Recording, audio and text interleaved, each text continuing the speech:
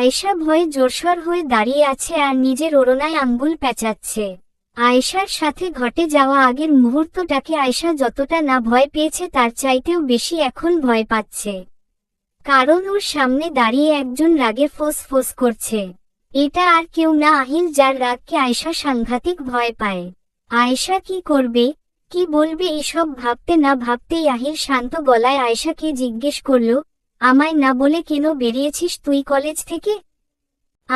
আমি মানে আহিল একটু জোরে বলে, আমি জিজ্ঞেস করেছি কেন বেরিয়েছিস তুই কলেজ থেকে আমায় না বলে। আসলে আমি আইসেড আমাকে না বলে কেন বেরিয়েছিস? আয়েশার দু বাহু জোরে চেপে ধরে চিৎকার করে।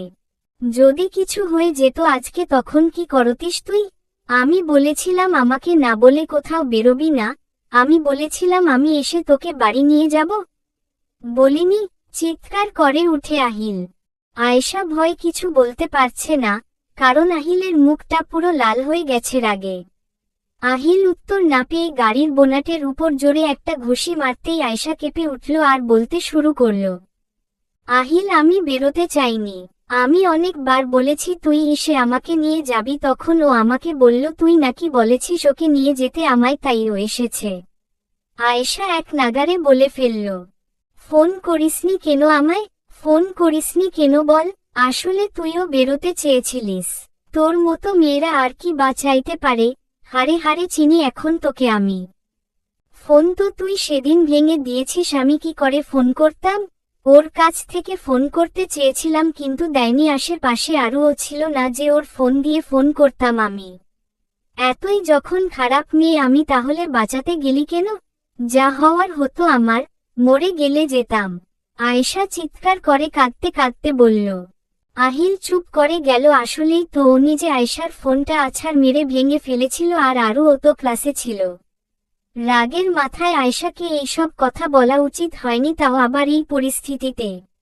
রাগ এতটাই মাথায় চড়ে গেছিল আহিলের যে কি বলতে কি বলে ফেলেছে খেয়ালই করেনি। আহিল আস্তে আস্তে আয়েশার দিকে এগুলেই আয়েশা পিছিয়ে যায় চোখ মুছতে মুছতে।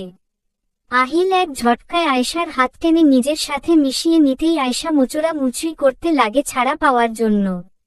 কিন্তু আহিল তো আহিলই জোর করে নিজের বুকের সাথে জড়িয়ে নেয় আয়েশাকে, আর আয়েশাও আহিলের জোরের সাথে না পেরে চুপচাপ শান্ত হয়ে আহিলের বুকে মাথা রেখে নাক টানতে থাকে আর হিচকি তুলতে থাকে। কিছু সময় আগে আয়েশাকে ছুঁড়ে মারে বিছানার উপর, আর আয়েশা সোজা হয়ে বসে বিছানার উপর পিছনে সরতে সরতে বলে, জ্যাক, কেন আপনি আমার সাথে এমন করছেন? কি ক্ষতি করেছি আমি আপনার? আমাকে ছেড়ে দিন প্লিজ। আহিল আমাকে খুঁজবে, ও বলেছে ও নিজে এসে আমায় বাড়ি নিয়ে যাবে। হা হা হা হা, কিন্তু সেটা যে আর হবে না। আগে তুই আমাকে এখন আনন্দ দিবি, না হলে তুই মরবি আর সাথে তোর আহিলও। না, আহিলের কোনো ক্ষতি করবেন না। আপনি আর আহিল তো বন্ধু, তাহলে কেন এমন করছেন? তোর জন্য। তুই যা আছিস তাতে আহিল যে কি করে তোকে ভোগ না করে রয়েছে কে জানে? নাকি সব হয়ে গেছে? আয়েশা চুপ করে গেল এই কথাটা শুনে, কারণ ওর এই কথাটা শুনে নিজের বিয়ের রাতের কথা মনে পড়ে গেল। জ্যাক আবার বলল, শোন, আমি আহিলের চেয়ে কম বড়লোক নই। আমার টাকা, গাড়ি, বাড়ি, ব্যাংক ব্যালেন্স সব আছে। রানীর মতো করে রাখবো তোকে, কোনো প্রবলেম হবে না তোর, কোনো কষ্ট হবে না। সো রাজি হয়ে যা, ছেড়ে দে আহিলকে আর চলে আয় আমার কাছে। টাকা, গাড়ি, বাড়ি, ব্যাংক ব্যালেন্স সবই তো আছে, কিন্তু ভালোবাসা আছে কি? যেখানে ভালোবাসা নেই সেখানে সুখ আনন্দ কিছু নেই। আমি আমার আহিলকে ভীষণ ভালোবাসি, আরও আপনি আমাকে যেতে দিন প্লিজ, আহিল।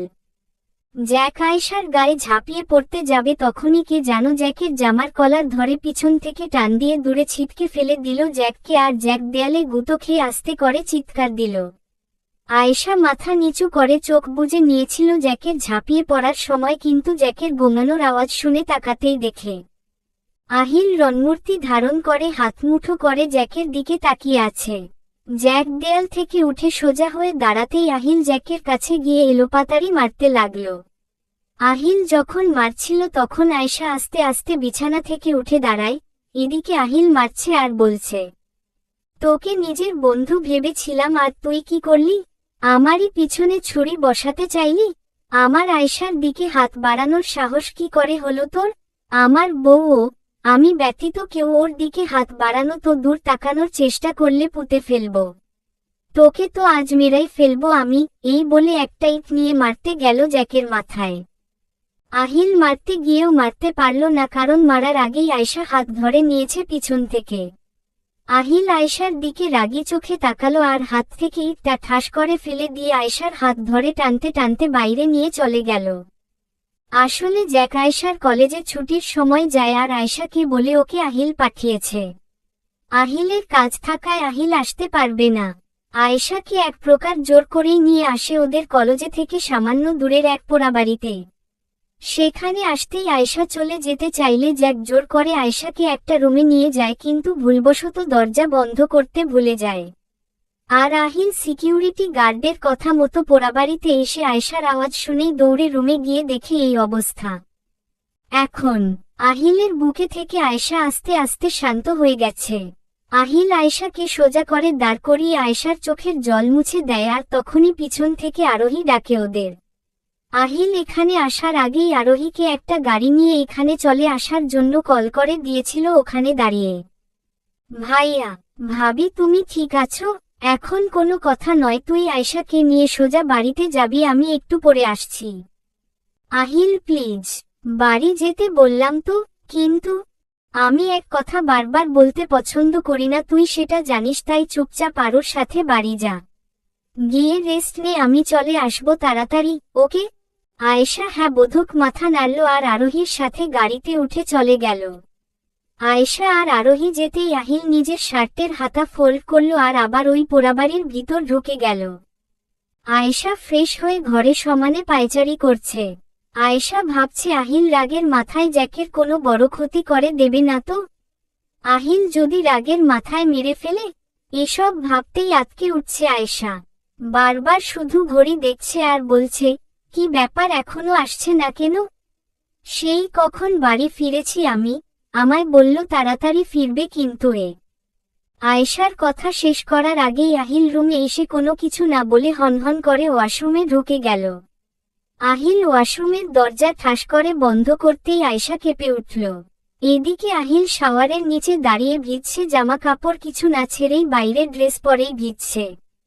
আয়েশা ওয়াশরুমের কাছে এসে জিজ্ঞেস করল আহিলকে, আহিল, আহিল।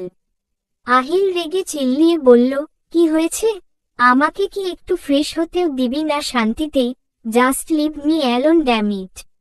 আয়েশা আর কিছু বলল না, মুখ ভার করে ওখান থেকে চলে গেল আর আহিল শাওয়ারের নিচে দাঁড়িয়ে দেয়ালে 2-3টে সজোরে ঘুষি মারল আর বলল, কি করে পারলাম আমি এটা? এত বড় ভুল আমি কি করে ফেললাম? আমি কি করে? চলবে।